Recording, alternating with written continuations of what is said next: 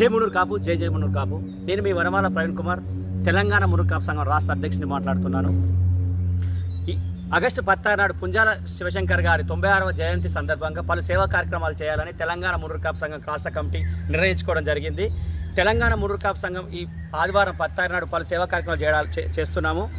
అదేవిధంగా మన తెలంగాణ మునూర్ కాపు ముద్దుబిడ్డ, బీసీ ఆధార దైవం జస్టిస్ శివశంకర్ గారి 96వ జయంతి నాడు గ్రామాన మన బీసీ బిడ్డకు, మన మున్నూరు కాపులు ఆరాధ దైవమైన మన శివశంకర్ గారికి ఘనమైన నివాళులు అర్పించాలని నేను నా తెలంగాణ మునూర్ కాపు సంఘంకి వెళ్ళి చేస్తున్నా. అదేవిధంగా తెలంగాణ కాంగ్రెస్ గవర్నమెంట్కు నా తెలంగాణ మునూర్ కాపు ముద్దుబిడ్డ విగ్రహాన్ని ట్యాంక్ బండి మీద నెలకొల్పాలని మరోసారి కాంగ్రెస్ గవర్నమెంట్కు నేను విన్నపించుకుంటున్నా.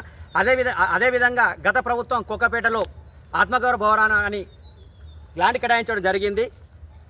ఆ ప్రాంగణాన్ని అక్కడ నిర్వహించే టవర్స్కి అక్కడ ఏర్పడే వేదిక ఖచ్చితంగా పుంజాల శివశంకర్ గారి పేరు నామకరణం చేయాలని నా తెలంగాణ మునూర్ కాపు సంఘం డిమాండ్ చేస్తుంది.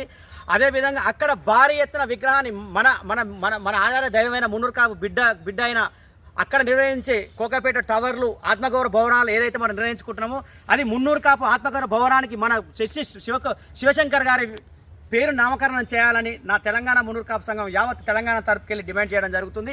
అదేవిధంగా అదే ప్రాంగణంలో కోకపేట ఏదైతే మనం అక్కడ నిర్వహించుకుంటున్నామో మన ఆత్మగౌరవ భవనాలలో అక్కడ మన శివకుమార్ గారి విగ్రహాన్ని భారీ ఎత్తున నెలకొల్పాలని నేను నా తెలంగాణ మునూర్ కాపు సంఘంకి వెళ్ళి డిమాండ్ చేస్తున్నా.